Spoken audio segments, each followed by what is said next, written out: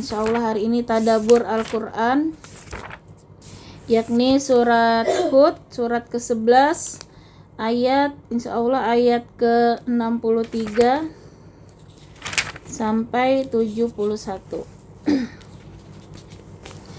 Saya bacakan. A'udzu billahi minasy syaithanir rajim. Bismillahirrahmanirrahim. Qala ya qaumi ara'aytum in kuntu ala bayyinatin min rabbi wa atani minhu rahmatan faman yansuruni minallahi in asaitu fama tazidunani ghaira takhsir. Qala, ia berkata, ya qaumi, wahai kaumku, ara'aitum, terangkan kepadaku, in, jika, kuntu, aku adalah, ala, di atas, bayyinah, bukti nyata, min, dari, Rabbi, Tuhanku, wa atani, dan dia telah memberikan padaku, minhu, darinya, rahmatan, suatu rahmat, faman, maka siapa yang yansuruni, dia menolong aku, minallah, dari Allah, in, jika asaitu, aku mendurhakainya, fama, maka tidak, tazidunani, kalian menambah kepadaku, ghaira, selain, tahsirin, kerugian atau kerusakan. Nah, jadi di sini masih ya menceritakan tentang Nabi Soleh ya.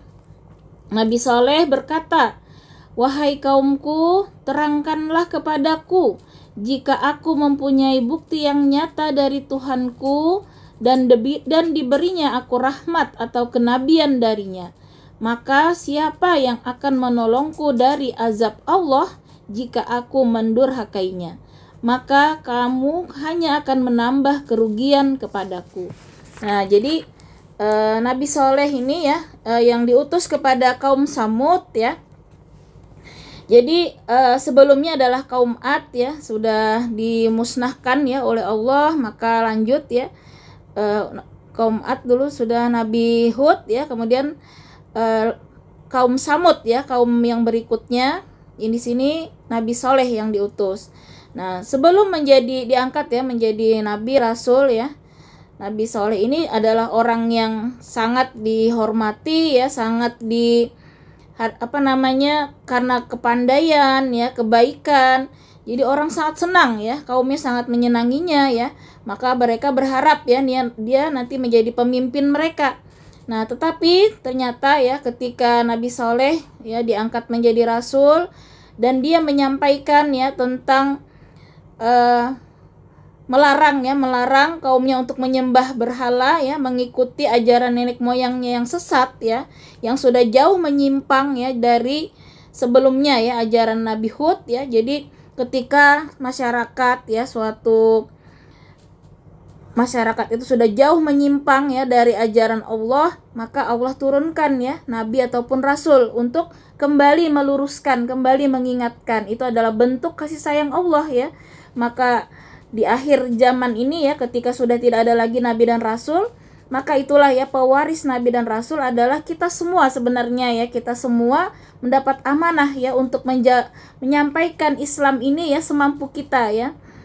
Maka tugas kita semua untuk menyampaikan semampu kita ya tentang Islam ini, supaya Islam ini nanti terus ya, dakwah ini terus panjang ya, walaupun umur kita itu sudah mungkin kita sudah tidak ada di dunia, tapi harapannya ya Islam ini terus bisa sampai ke generasi akhir zaman ya, sampai bahkan kiamat ya.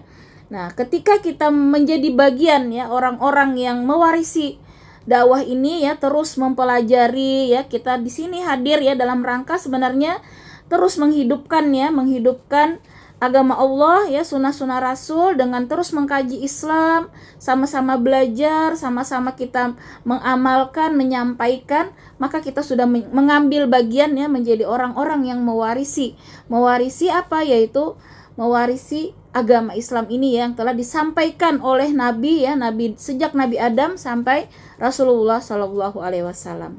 Nah, maka sebaik-baik ya derajat ya yang sangat ditinggikan Allah orang-orang yang mau ya mengambil bagian ya dalam menghidupkan agama Allah.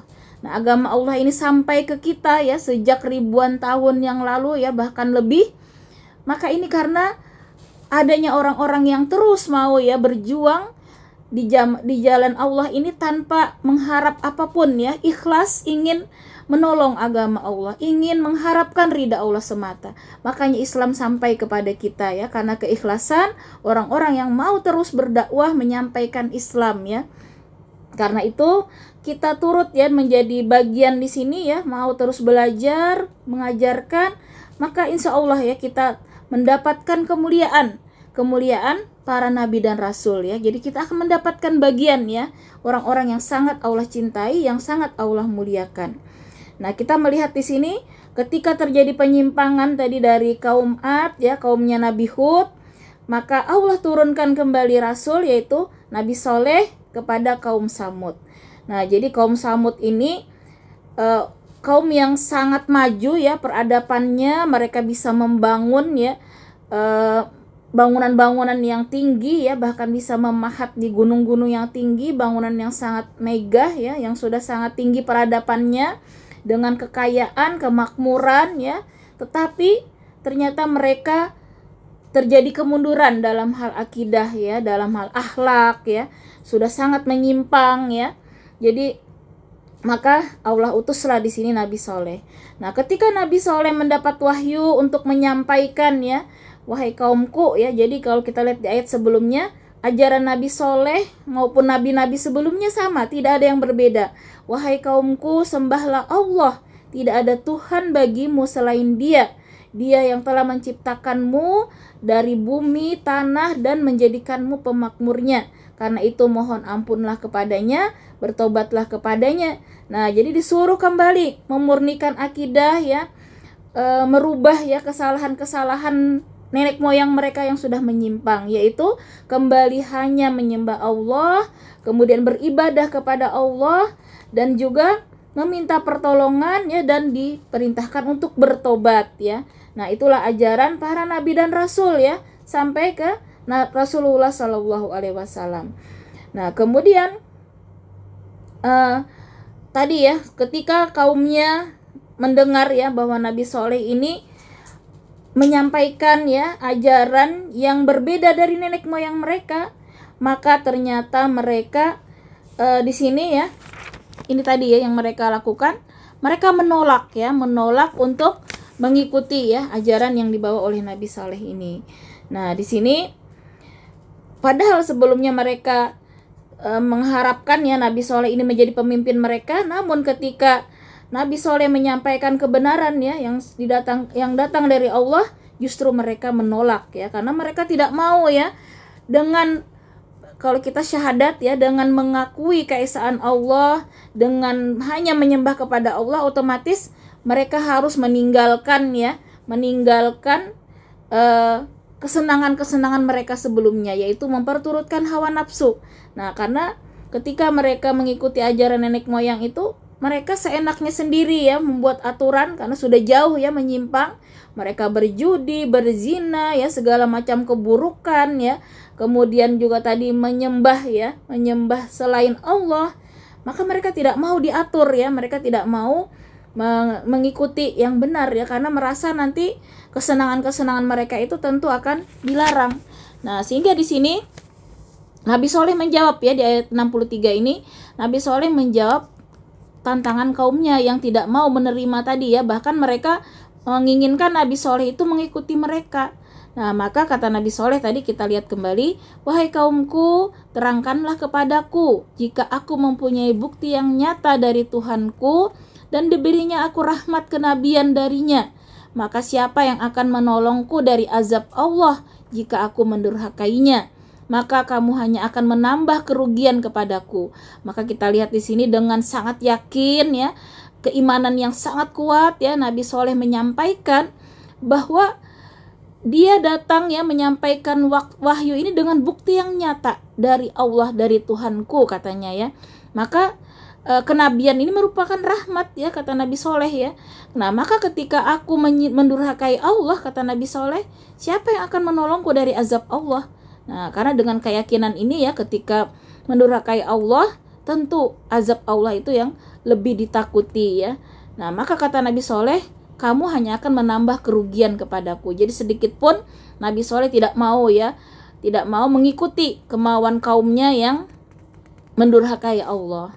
Nah ini juga pelajaran bagi kita bahwa akidah ini penting sekali ya. Walaupun dunia ditawarkan kepada kita ya, apapun itu, jabatan, harta ya, semua dunia ini, tapi kalau dengan cara yang halal, yang haram ya, tentunya yang haram, maka kita harus kuat menolak ya.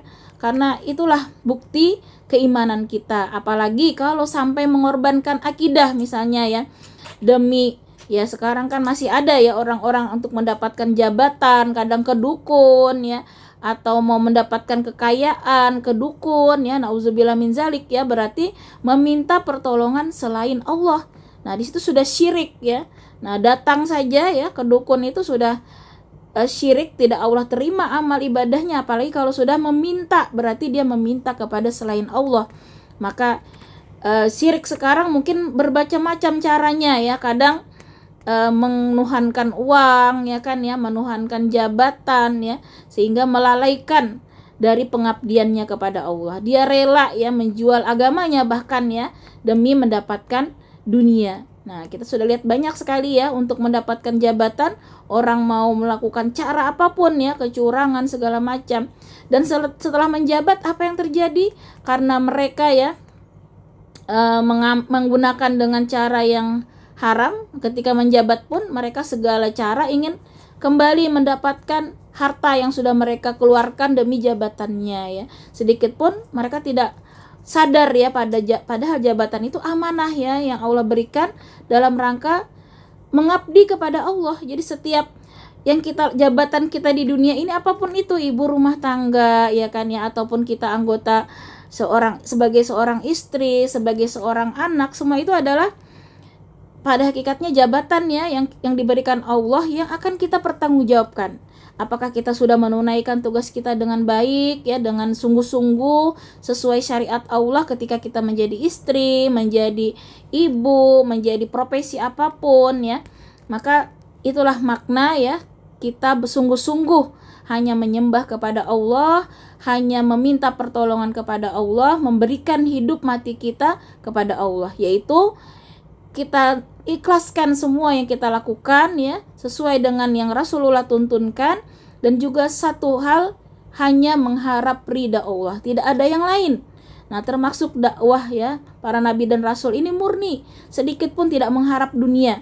Mereka hanya mengharap keridaan Allah, supaya agama ini terus bisa sampai kepada manusia sampai kiamat, karena bentuk cinta ya, kasih sayang. Nah Rasulullah itu sedih ya, membayangkan umatnya di akhir zaman ini, ketika umatnya sudah jauh dari Islam ya. Itu yang paling membuat Rasulullah sedih. Nah kalau kita mengambil bagian menolong agama Allah, itulah yang membuat Rasulullah akan bergembira ya, melihat masih ada yang mau meneruskan perjuangan dakwah beliau. Karena bentuk cinta beliau, ingin semua umat beliau ini masuk surga. Nah jadi kita sungguh-sungguh berdakwah ini ya, dalam rangka mengajak saudara-saudara kita supaya semuanya selamat ya, baik di dunia maupun di akhirat. Karena kita melihat bagaimana ya, di dunia ini bisa tidak selamat ya, ketika manusia itu jauh dari iman, dari Islam, dari agama Allah. Nah kita tidak heran sekarang, nauzubillah min zalik ya, kalau zaman dulu mungkin kita tidak mendengar ya, kejadian mutilasi lah kadang ya, kemudian LGBT yang semakin marak ya saat ini, ataupun pinjol, judi online ya, segala macam kemaksiatan ya sekarang ini, nauzubillah min zalik ya, sangat sering ya kita dengar, hampir tiap hari ada berita seperti itu. Ini menandakan masyarakat kita ini sudah sakit parah ibaratnya ya, karena ketika manusia itu sudah sangat jauh ya dari ajaran Islam, yaitu kemaksiatan semakin merajalela, entah perzinahan ya, kemudian tadi maksiatan-maksiatan yang lain ya, maka kita harusnya prihatin ya, kita harus khawatir. Nah, kalau sampai Allah murka, maka azab itu bukan hanya menimpa orang-orang yang bermaksiat, tapi juga kepada seluruh manusia yang tidak peduli ya kepada agama ini. Nah, pokoknya merasa selamat sendiri itu tidak bisa. Karena kita ya seperti satu tubuh, seperti satu perahu kata Rasulullah. Kalau ada yang melubangi bagian bawah perahu misalnya, dia mau ambil air, tapi orang yang di atas tidak mau peduli, tidak menegur ya, maka semua tenggelam. Nah, inilah kita tetap optimis ya, terus kita mengkaji Islam, terus kita tolong agama Allah ini, mudah-mudahan nanti juga diteruskan ya oleh anak cucu kita untuk terus mengkaji Islam, mengamalkan, mendakwahkan ya, supaya Islam ini terus sampai kepada umat di hari kiamat nanti, sampai akhir ya, akhir. Nah, jadi walaupun kita sudah tidak ada ya, kita harapkan tetap ada yang melanjutkan, maka kita tetap akan mendapatkan bagian ya pahala jariah. Nah, makanya kerja dakwah ini memang harus bersama-sama. Kita tidak bisa sendiri ya, karena panjang ya masanya ya, mungkin kita sudah meninggal, tapi kalau masih ada orang yang melanjutkan, meneruskan, maka mudah-mudahan Islam ini terus akan sampai ya ke anak cucu kita, sampai ke berikutnya. Nah, makanya mengapa kita harus serius ya mengurus dakwah ini. Tidak bisa kita sendirian ya. Coba kalau kita lihat seorang tokoh misalnya berdakwah dia sendirian, ketika dia sudah meninggal ya, tidak ada penerusnya ya, habis ya dakwahnya. Tapi kalau kita berjamaah ya, berkumpul bersama orang-orang yang peduli ya, diatur dengan sedemikian rupa supaya dakwah ini terus bisa eksis sampai akhir zaman, maka insya Allah walaupun kita sudah meninggal terus ya sampai. Ya seperti ini harapan kita ya, sudah habis diwafat ya Nabi Hud, lanjut lagi Nabi Soleh, nanti lanjut lagi nabi-nabi berikutnya. Nah, kita melihat inilah ya cara Allah juga ya untuk menjaga agama ini terus sampai kepada hambanya ya di akhir zaman. Nah, maka di sini kita lihat kita harus sungguh-sungguh yakin. Jadi pertama ya kita harus yakin dulu. Yakin ya dengan kebenaran agama ini 100% ya, jangan sampai ada keraguan, sehingga kita pun melaksanakannya ya, beribadah dengan penuh mujahadah, kesungguhan ya. Nah, ketika kita udah yakin betul ya dengan ajaran ini, maka kita menyampaikan juga tanpa keraguan dan mengamalkan dengan mujahadah tadi, kesungguhan. Maka kita introspeksi ya, sejauh mana selama ini persiapan kita ketika kita nanti dipanggil. Nah, kita tidak tahu kapan ya, bisa mungkin besok atau berapa lama, walau alam ya umur kita.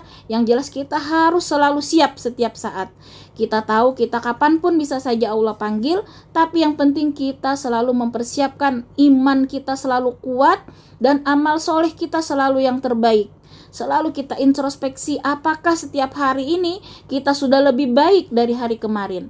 Kalau kita masih sama dengan kemarin, maka itu manusia yang rugi kata Rasul. Tapi kalau kita bisa lebih baik dari kemarin, itulah yang beruntung. Nah, maka kita terus tingkatkan. Hari ini kita bisa tadabur berapa ayat ya, membaca minimal 1 ayat lah, kita baca artinya, kita renungi, bahkan kita menangis mungkin ya, ingat dosa-dosa kita taubati.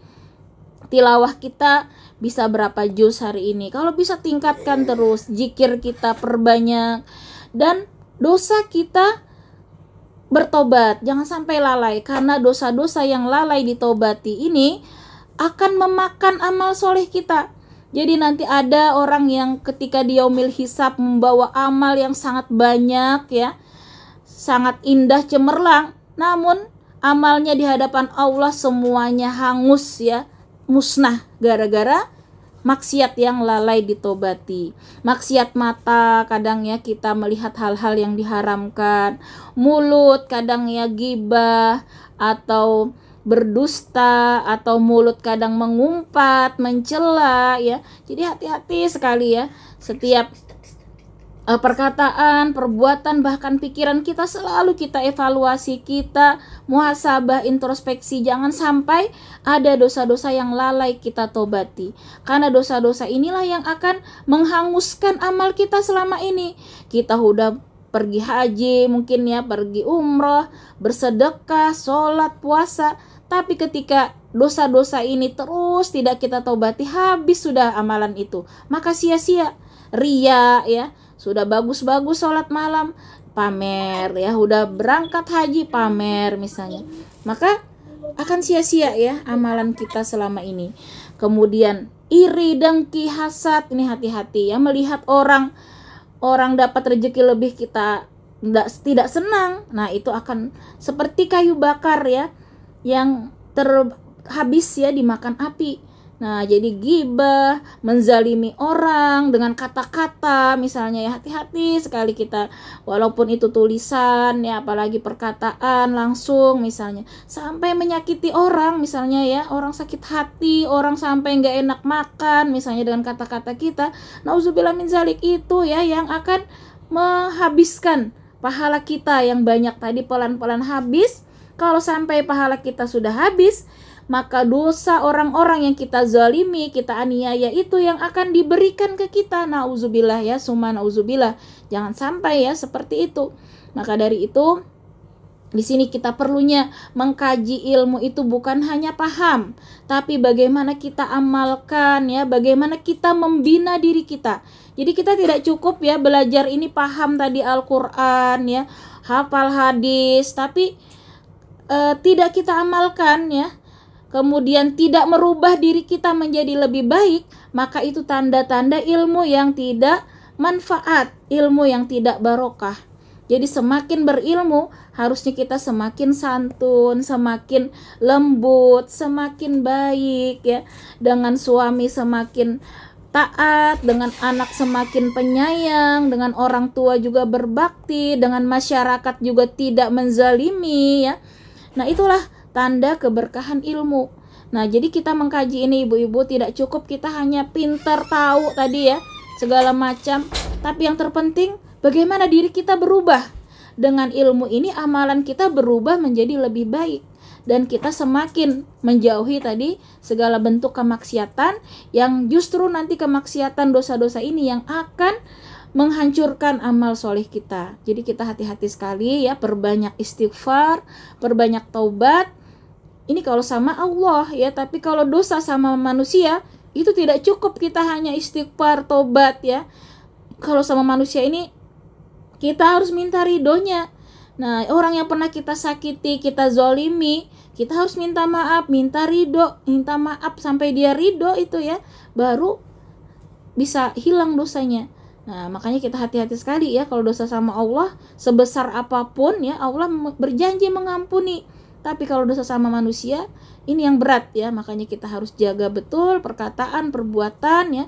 Jangan sampai kita melakukan ghibah tadi ya, atau menyakiti ya, baik perkataan, perbuatan kita. Nah inilah makna ya, kita memegang teguh ya agama ini, benar-benar kita amalkan dengan sebaik-baiknya. Nah maka kemudian Nabi Soleh lanjut ya, apa yang beliau lakukan ya, setelah tadi menyampaikan bahwa beliau ini benar-benar ya menyampaikan kebenaran dengan bukti yang nyata ya, ajaran Islam ini ya, sama semuanya ajaran Islam ini benar-benar datang dari Allah ya, yang tujuannya adalah menyelamatkan baik di dunia maupun di akhirat.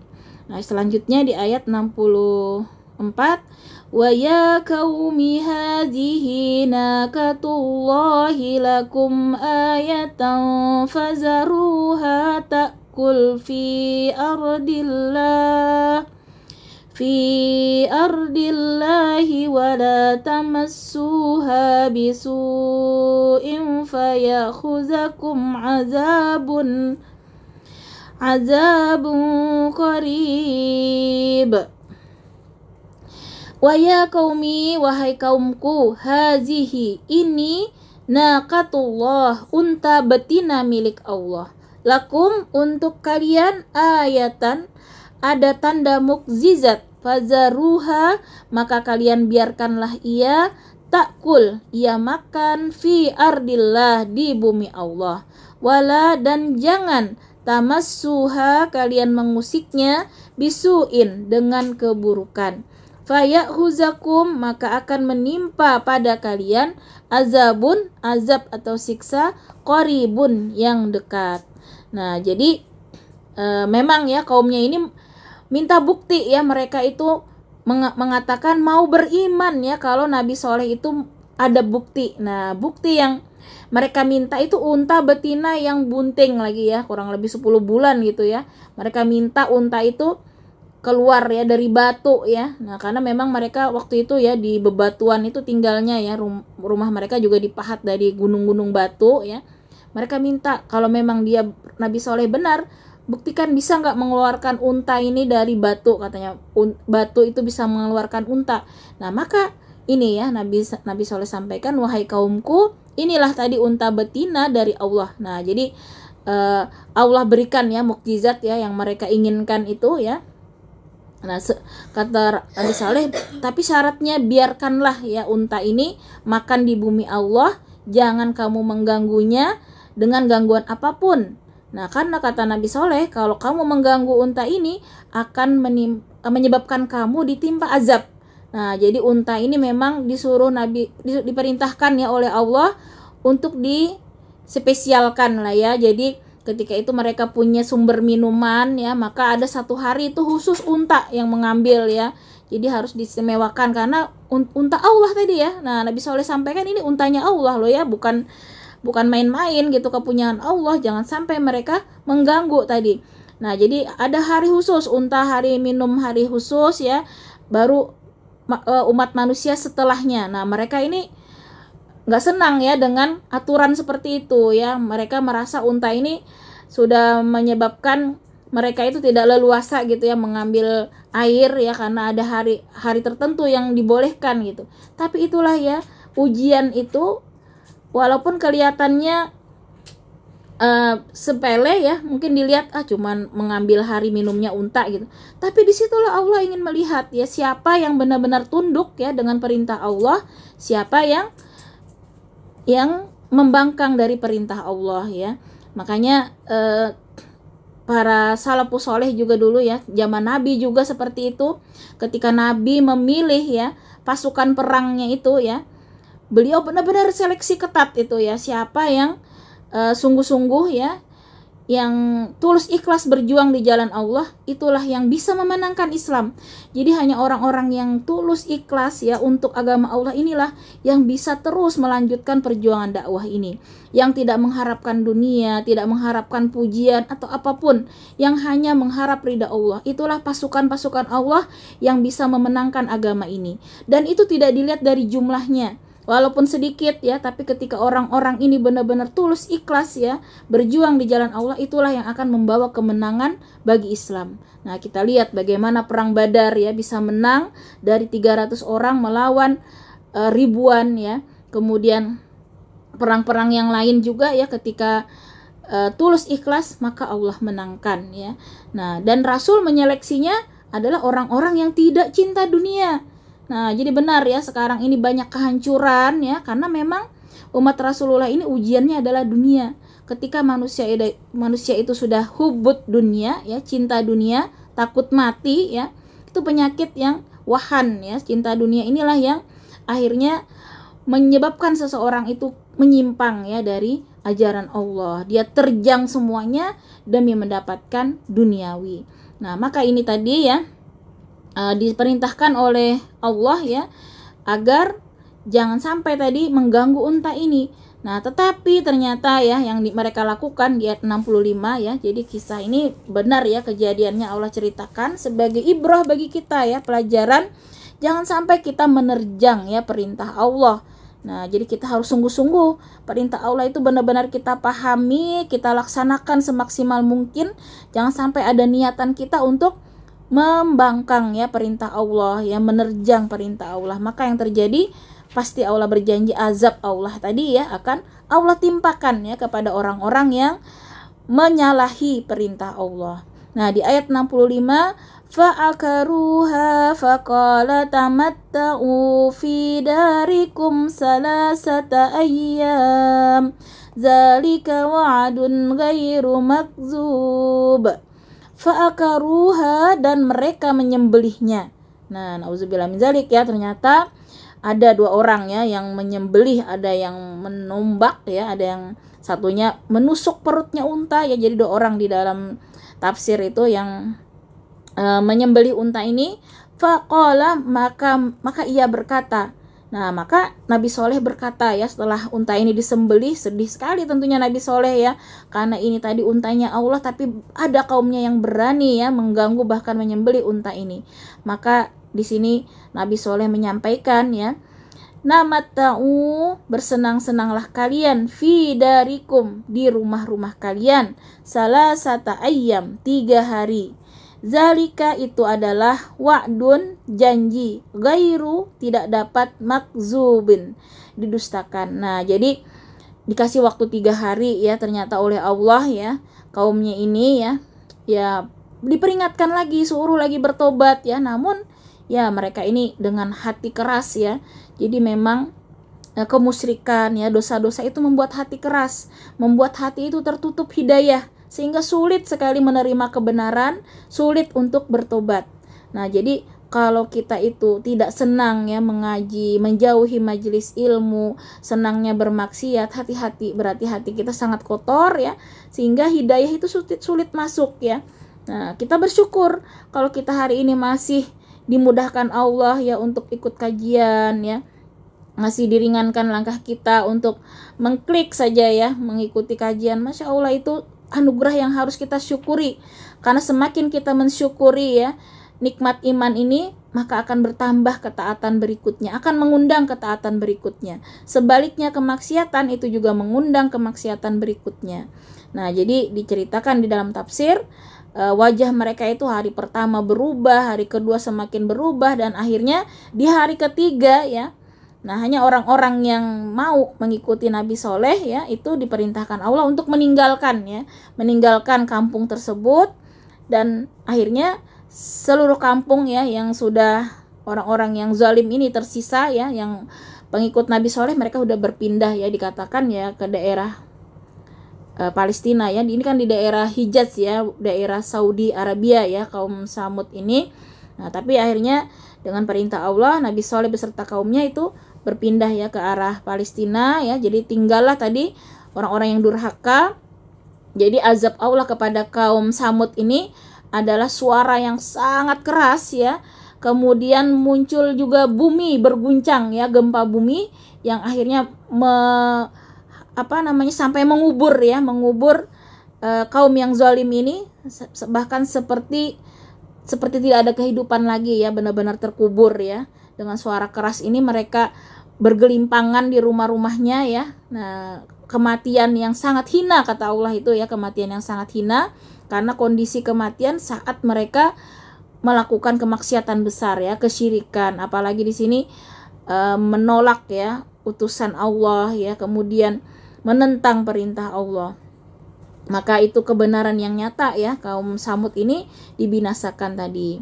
Falamma jaa amruna najjayna Shalihan walladzina amanu ma'ahu birahmatin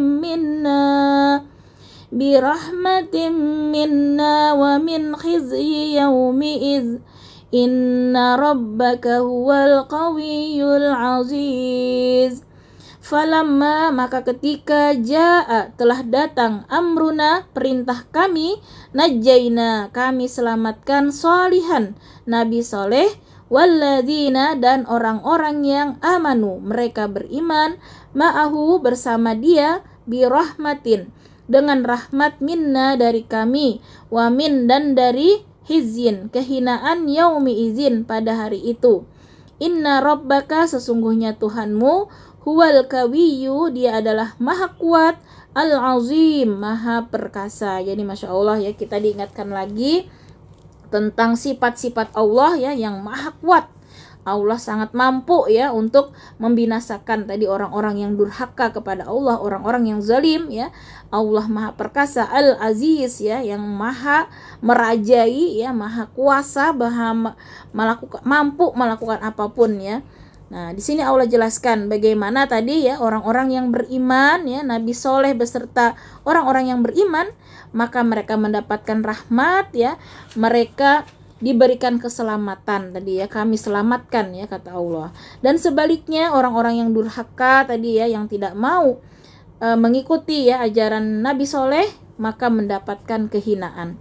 Ini sudah sunatullah ya, bahwa orang-orang beriman yang tulus ikhlas ya, itu pasti Allah selamatkan ya. Jadi kita harus yakin betul ya, pegang teguh betul iman Islam kita ini, karena kita pasti selamat ya selama kita terus berpegang teguh kepada Al-Quran, kepada sunnah, kepada Islam, kepada iman ini ya, sampai akhir hayat kita. Maka Allah janjikan rahmat ya, Allah janjikan keselamatan. Nah, jadi inilah ya mengapa kita harus terus cas iman kita, karena iman ini naik turun ya. Kadang bisa naik ya dengan apa? Dengan amal soleh, dengan ilmu, dengan amal soleh, maka iman ini meningkat. Sebaliknya dengan kemaksiatan, kelalaian ya, dosa-dosa yang tidak ditaubati, iman ini akan menurun. Bahkan iman ini akan mati ya. Dosa hati tuh, hati-hati ya, kadang ya merasa paling benar sendiri, merasa paling soleh sendiri, merasa paling baik. Nauzubillah min zalik, itu dosa hati, penyakit hati ya. Ketika kita merasa baik, merasa lebih, merasa ya paling benar ya, nah itu penyakit hati ya, karena kebenaran itu dari Allah. Kita tidak pernah berani menyatakan kalau kita ini paling baik, apalagi paling benar ya. Karena yang hakikat kebenaran itu Allah yang maha tahu hati kita ya, apakah kita benar sudah selama ini niatnya tulus ikhlas ya di dalam berislam ini, apakah ada niatan yang lain ya, nauzubillah min zalik ya. Karena kita ingat kembali, yang pertama dimasukkan neraka itu ya 3 orang. Yang pertama ada seorang ahli ilmu ya, tapi ternyata dengan ilmunya dia ada tujuan dunia ya, dia mengharap dunia. Dengan ilmu ini dia berharap mendapat kedudukan di dunia, mendapat kekayaan ya dengan ilmunya. Nauzubillah min zalik. Maka mau mulutnya mengatakan seperti apapun ya, tapi Allah yang tahu hatinya. Nah, hati itu tidak bisa dibohongi. Allah tahu betul niatnya dalam hati adalah untuk meraih dunia. Dengan dia ilmu ini, dia hanya tujuannya dunia, bukan dalam rangka ridha Allah, maka dia dimasukkan ya ke neraka. Begitu juga orang yang berharta, dermawan, tapi ternyata dia berderma dalam rangka ingin dipuji, riya ya. Nah, ingin dianggap dia orang yang baik, dermawan, bukan niatnya lillahi ta'ala, itu juga ke neraka kata Allah. Dan orang-orang yang ahli Quran, nah ahli Quran tapi dia ingin dengan keahlian Al-Quran ini pengen mendapat pujian, sanjungan ya, juga mendapat dunia, maka sia-sia. Berjihad pun ya, ada juga yang jihad kan ya, tapi jihadnya juga ingin dianggap orang yang kuat, orang yang hebat, bukan karena Allah, maka dia juga ke neraka. Jadi nauzubillah min zalik ya, hati ini benar-benar harus murni, tulus, ikhlas ya. Kita jaga amal ibadah kita ini tidak lain hanya ridha Allah, tidak mengharapkan apapun ya di dunia ini, hanya Allah yang kita harapkan.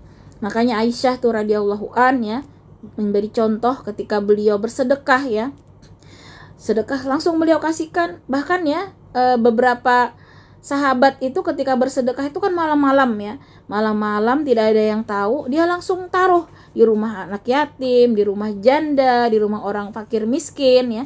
Habis itu sudah dia tidak berharap ya orang, bahkan tidak ingin orang itu tahu ya, sampai ada yang orang tahu tuh kalau dia sudah meninggal ya, karena yang dikasih sedekah ini kok nggak ada lagi sedekah. Nah, ternyata orangnya sudah meninggal. Jadi luar biasa ya, mereka menyembunyikan amal-amal itu karena memang amalnya hanya pengen ridha Allah, tidak mengharap ucapan terima kasih ya, jazakillah itu nggak ditunggu sama sekali. Mereka tidak berharap ya terima kasih dari manusia, karena ketika amal itu sudah ikhlas untuk Allah ya, tidak perlu yang lain-lain. Itulah amal yang Allah terima. Dan amal yang paling selamat itu adalah yang ketika tangan kanan memberi, bahkan tangan kiri tidak tahu, saking kita itu merahasiakan amal ya. Kalau sampai tangan kiri sendiri tidak tahu, kan berarti kita benar-benar ya hanya kita dan Allah yang tahu. Nah, itulah yang amal yang dijamin nantinya selamat. Nah, selama ini kita introspeksi, mana amal kita yang selamat, yang mungkin dirahmati Allah, yang mungkin diridai Allah. Nah, kalau amal itu bercampur riya, tadi ujub ya, apalagi mengharap dunia, maka sia-sia semuanya. Allah tidak ridha, Allah tidak terima. Nah, Allah tadi maha kuat, al-qawi, al-azim, maha perkasa. Nah, orang-orang yang zalim tadi ya, orang-orang yang durhaka, orang-orang yang tidak mau beriman, itu adalah kehinaan kata Allah ya, baik di dunia bahkan di akhirat. Nah, sementara orang-orang yang beriman ya tadi ya, Allah janjikan rahmat dan juga kemuliaan baik di dunia maupun di akhirat. Wa ahazal ladzina zalamu sayhatu fa asbahu fi diyarihim jasimin. Wa akhaza, dan menimpa allazina, orang-orang yang zalamu, mereka berbuat zalim, as-sayhatu, suara keras. Nah, ini tadi ya azab yang Allah timpakan kepada kaum Samud. Ini suara yang keras ya, yang memekakkan, pecah sampai telinga, sampai saking kerasnya ya, langsung meninggal tuh ya mendengar teriak suara yang sangat keras tadi. Fa asbahu, lalu jadilah mereka fi diyarihim, di dalam rumah mereka, jasimin, orang-orang yang mati bergelimpangan. Ya, luar biasa ya, ternyata suara yang sangat keras bahkan bisa mematikan ya, suara yang mematikan. Ditambah lagi tadi ada gempa bumi yang menelan ya, menelan semua yang di permukaan bumi sampai mereka tenggelam ya ke dalam bumi ya. Jadi inilah balasan yang sangat menghinakan kata Allah ya bagi orang-orang yang zalim tadi ya, orang-orang yang tidak mau ya menerima ya seruan nabi dan rasul ya. Nah, kalau pada hari ini yang tidak mau ikut ngaji, tidak peduli dengan Islam ya, hanya sibuk dengan dunia, ya inilah gambarannya ya, orang-orang yang di dunia itu hanya sibuk dengan urusan dunia, sementara akhirat ya hanya sisa-sisanya seadanya ya. Maka nanti hati-hati, ditimbang di yaumil hisab akan lebih berat dunia nanti ya, ketika hati ini lebih dominan cinta dunia dan sementara amal akhiratnya tidak mencukupi, ditambah lagi tadi dosa-dosa yang lalai ditaubati, maka hati-hati, akhir yang buruk ya, akhir yang buruk akan didapatkan ya. Kita berlindung kepada Allah ya dari su'ul khatimah dan kita senantiasa memohon husnul khatimah ya. Nah, kemudian ka'allam yagnau fiha, seakan-akan belum saya teruskan dulu. Ala inna samuda kafaru rabbahum ala bu'dal lis-samud. Ka'anna, seakan-akan, lam yagnau fiha, belum pernah mereka tinggal berdiam di dalamnya. Jadi saking hancurnya tadi ya tempat mereka itu, seperti tidak pernah ada kehidupan ya, karena langsung ditelan gempa bumi ya. Ala inna samud ya, ketahuilah sesungguhnya kaum Samud, kafaru, mereka mengingkari rabbahum, Tuhan mereka, alla bu'dan, ketahuilah kebinasaan, li Samud, bagi kaum Samud. Nah, jadi jangan kita silau ya melihat negara maju ya, tetapi kalau mereka jauh dari Islam ya, maka itu tidak ada apa-apanya, sia-sia semua kemajuan di dunia ini ya. Jadi justru kemunduran di sisi Allah ya kalau orang itu jauh dari iman, jauh dari Islam ya. Jadi mau rumah semegah apapun, harta berlimpah ya, itu bukan prestasi di sisi Allah ya. Jadi prestasi di sisi Allah itu adalah ketakwaan ya, keimanan dan ketakwaan yang terus meningkat, semakin bertambah umur, semakin meningkat iman, semakin solehah soleh, semakin bertakwa, itulah tanda ridanya Allah. Derajat yang tertinggi di sisi Allah adalah yang paling bertakwa. Walaqad ja'at rusuluna Ibrahim bil busyra qalu salama qala salamun fama labisa an ja'a bi'ijlin hanid. Nah, di sini sudah beda ya pembahasannya di ayat 69 sampai 71. Ini kisah Nabi Ibrahim. Jadi sudah selesai tadi kaum Samud ya, Allah binasakan, maka dilanjutlah ya kisah Nabi Ibrahim. Jadi kalau sudah binasa kaum berikutnya, kemudian muncul lagi kaum yang baru, itu kalau mereka menyimpang lagi ya, ini kan zamannya Raja Namrud ya, Nabi Ibrahim ini kaumnya juga menyembah berhala, maka Allah utus kembali ya untuk meluruskan lagi ya, untuk itu bentuk kasih sayang Allah. Jadi sebenarnya Nabi dan Rasul, ulama-ulama yang tulus ikhlas ya menolong agama Allah ini merupakan rahmat sebenarnya ya. Rahmat bagi kita ya yang bisa menyampaikan Islam ini sehingga kita bisa menikmati indahnya iman Islam pada hari ini. Nah, maka di sini Allah sampaikan dan para utusan kami, para malaikat telah datang kepada Ibrahim dengan membawa kabar gembira. Mereka mengucapkan selamat Dan Ibrahim menjawab, selamat atas kamu.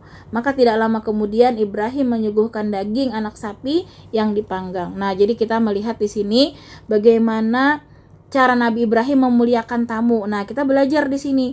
Masya Allah ya, ketika ada tamu sampai Nabi Ibrahim itu menyembelih ya kambing ya, anak sapi di sini ya, anak sapi. Wah, bayangkan itu ya, luar biasa ini pelayanannya ya, melayani tamu ya. Tamu disambut masakan khusus ya, sampai disembelih anak sapinya, dihidangkan, dipanggang ya. Nah, kita belajar di sini bagaimana cara menghormati tamu. Jadi Masya Allah ya, tamu itu sebenarnya suatu anugerah juga kalau datang ya, tamunya yang baik-baik ya, yang tentunya diawali salam ya. Jadi ciri-cirinya kalau sudah mengucapkan salam ya, kemudian dia niatnya juga tujuannya baik, maka kita harus ini muliakan ya, karena tamu itu ternyata luar biasa mengundang keberkahan ya yang sangat banyak. Dan ketika tamu keluar itu juga dosa-dosa kita berguguran tuh ya. Jadi Masya Allah ya, memuliakan tamu itu kan dalam Islam maksimal ya minimal itu 3 hari ya, selebihnya tidak ada kewajiban. Jadi wajib itu memuliakan tamu 3 hari. Nah, maka itu luar biasa kalau Allah pilih rumah kita ya, kedatangan tamu, maka kita layani dengan baik, maka kita akan mendapatkan banyak sekali keutamaan ya. Di sini contohnya ya, Nabi Ibrahim tadi ya, sampai saking memuliakan tamu ya, tapi tamu ini ternyata malaikat ya. Nabi Ibrahim ini kan tidak tahu ya kalau yang datang itu malaikat ya. Maka beliau suguhkan ini ya, anak sapi yang dipanggang. Nah, kemudian kita lihat di ayat 70, falamma ra'a aydiyahum la tasilu ilaihi nakirahum wa awjasa minhum khifah qalu la takhaf inna ursilna ila qaumi Lut. Falamma, maka ketika ra'a ya, ia melihat aydiyahum, tangan-tangan mereka, la tasilu, tidak menyentuh ya, ilaihi kepadanya, nakirahum, dan menjadi curiga kepada mereka, wa aujasa, dan dirinya merasa, minhum, terhadap mereka, khifah, takut. Qalu, mereka berkata, la, jangan, nakhab, kamu takut, inna, sesungguhnya kami, ursilna, kami telah diutus, ila qaumi Lut, kepada kaum Lut. Nah, jadi ini juga ya kebiasaan dalam Islam itu tanda-tanda ya, tamu yang baik juga ya, tamu yang baik yang akan membawa kebaikan itu tandanya ketika disuguhi makanan itu memakan ya, menyantap. Jadi itu juga ya, bertamu kalau bisa memang kita ya, kalau sudah dihidangkan ya, kita memang memakan ya, ini juga adab dalam Islam ya. Nah, maka ketika tamunya ini ternyata ya, maka ketika dilihatnya tangan mereka tidak menjamahnya ya, jadi Ibrahim melihat tamunya ini tidak menyentuh makanan yang dia suguhkan, maka Ibrahim mencurigai mereka dan merasa takut. Nah, karena kalau tamu itu tidak mau makan yang disuguhkan, itu tanda-tanda keburukan. Nah, itu lagi ya di dalam tanda-tanda ya, yang di sini dari ayat ini kita pelajari ya, bagaimana adab bertamu dan juga adab seorang tamu ketika sudah diberikan suguhan ya, itu harus memakan ya. Nah, maka malaikat ini berkata ya, jangan takut, sesungguhnya kami itu diutus kepada kaum Lut. Nah, jadi kemudian mereka menjelaskan bahwa mereka itu malaikat utusan Allah ya, yang diutus kepada kaum Lut. Nah, kemudian lihat selanjutnya terakhir, wa mra'atuhu qa'imatun fadahikat fabasyarnaha bi ishaq wa min wara'i ishaq yaqub wa mra'atuhu, dan istrinya qa'imatun, berdiri. Nah, ini istri Nabi Ibrahim ya, fadahikat, lalu dia tertawa tersenyum.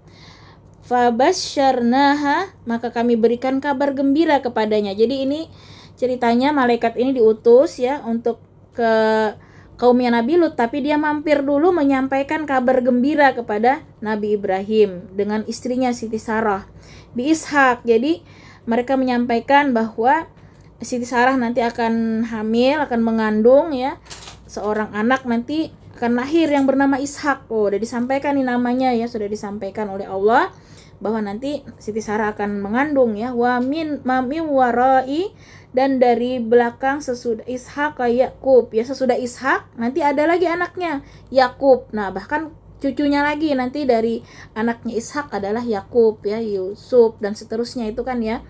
Nah jadi mengapa ini kabar gembira ya, karena Siti Sarah ini kan sudah tua umurnya ya, diceritakan tuh di atas 90 tahun ya. Nah, kalau kita ukur secara ilmu kedokteran itu kan sudah tidak bisa ya, udah menopause kan ceritanya ya. Sama juga ini Siti Sarah ini udah menopause ya, tapi Masya Allah ya, mukjizat Allah. Jadi di sini kita juga diajarkan ya untuk tidak boleh berputus asa. Ya, tidak boleh berputus asa ya. Hari ini kita akan melihat ya, nauzubillah min zalik ya, berita ada seorang ibu yang sampai membunuh anaknya dan bunuh diri ya karena putus asa. Ya, merasa sudah tidak ada harapan ya dalam hidup ini untuk bisa enak gitu ya, bisa nyaman dalam hidup ya. Nah, nauzubillah banyak ini kejadian ya akhir-akhir ini, dikit-dikit masalah orang sudah ambil jalan pintas, bunuh diri ya. Jadi ini kita diajarkan dari ayat ini, jangan pernah berputus asa sekalipun kalau ukuran manusia itu sangat tidak mungkin ya. Ini dicontohkan saja ini ya. Jadi artinya kita mau mendapatkan masalah sesulit apapun, kita tidak boleh putus asa karena kita yakin tadi Allah Maha Kuasa ya, Allah Maha mampu untuk melakukan apapun. Jadi tidak boleh berputus asa. Nah, harus terus menerima takdir Allah dengan ridho sehingga hati selalu lapang. Nah, jadi orang putus asa itu kan dimulai hati yang sempit ya, kayaknya tidak ada lagi jalan keluar ya. Tapi kalau hatinya lapang ya, yakin dengan kekuasaan Allah, pertolongan Allah, maka tidak ada yang tidak mungkin di dunia ini ya. Nah, dari sini walaupun tadi sudah sangat tua ya, Sarah ini juga Nabi Ibrahim udah ratusan tahun ya, tapi disinilah ya kita diajarkan tidak boleh putus asa walaupun itu adalah hal yang mustahil ya. Jadi kan mustahil tuh ya kalau dalam ilmu kedokteran ya, orang yang sudah menopause, sudah sangat tua renta ya, masih bisa hamil ya. Nah kemudian kita diajarkan juga bahwa kasih sayang Allah itu sangat luas ya. Selama kita mau beriman, sungguh-sungguh bertakwa, Allah Maha menyayangi orang-orang yang beriman, bertakwa ya. Dan sebaliknya, murka Allah itu juga sangat menakutkan ya bagi orang-orang yang paham ya, sangat takut kalau Allah murka. Nah, kalau Allah murka itu ya semakin jauh ya. Hati-hati, kadang kemurkaan Allah itu tidak kita sadari. Kalau kita terlewat sholat malam, terlewat sholat duha, terlewat ikut kajian ya, terlewat zikir kita, tilawah kita berkurang ya, itu sebenarnya salah satu musibah ya. Nah, jangan dikira musibah itu kita hanya sakit karena musibah ya.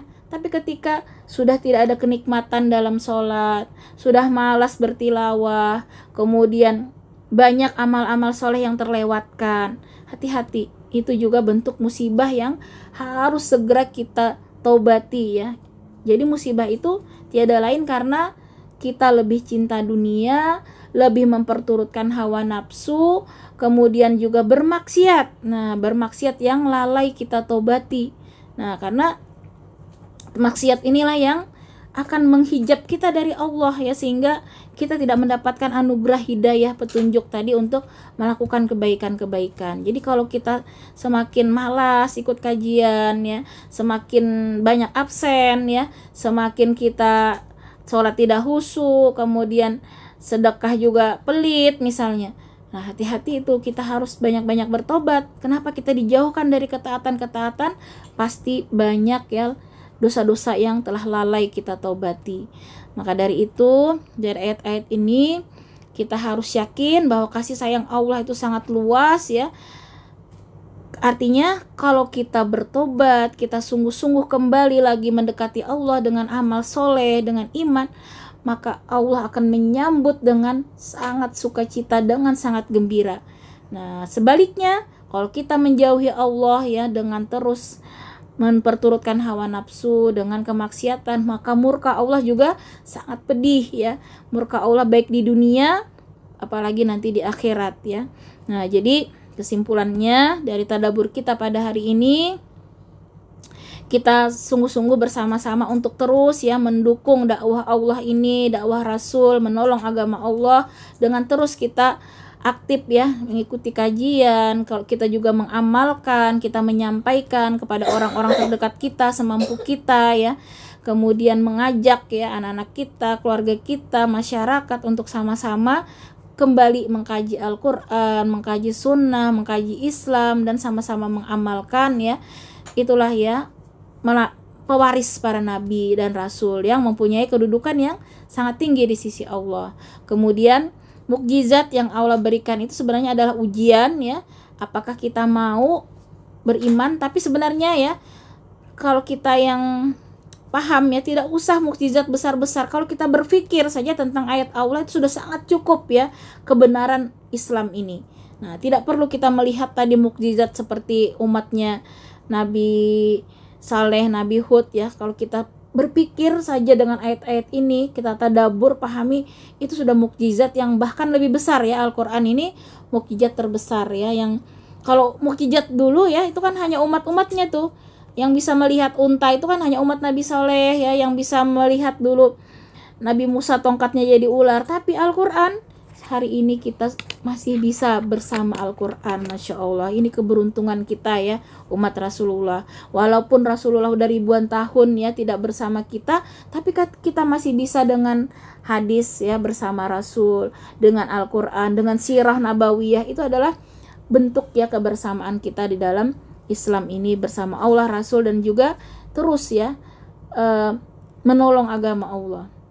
Jangan sampai ada kesombongan tadi ya, merasa dia yang paling benar ya, sehingga tadi tidak mau menerima kebenaran yang hakiki ya. Itu tadi kaum Ad ya, tidak merasa dia udah benar tuh ya ajaran nenek moyangnya, tidak mau menerima ajaran Nabi Soleh tadi ya. Kemudian kita ingat bahwa rahmat Allah itu hanya diberikan kepada orang-orang yang mau beriman sungguh-sungguh, tulus ikhlas beramal soleh. Dan pelajaran dari kaum Samud ini ya, hati-hati dengan kerasnya hati. Hati yang keras tadi tidak mau menerima kebenaran ya. Dari kisah Ibrahim dan Siti Sarah kita juga belajar untuk selalu optimis, selalu tidak boleh putus asa, tidak boleh pesimis ya, bahwa Allah yang Maha Kuasa, Maha Mampu untuk menyelesaikan semua problem-problem kita. Jangan sampai kita mengambil jalan yang salah tadi ya. Tetaplah kita di jalan Allah. Kita dengan sholat, dengan sabar, dengan zikir ya, dengan berdoa. Maka yakin semua permasalahan itu pasti Allah akan menolong. Jangan pernah kita mengambil jalan di luar jalan Allah, jalan yang tidak diridai Allah. Wallahu a'lam bishawab. Ummahat fillah rahimakumullah.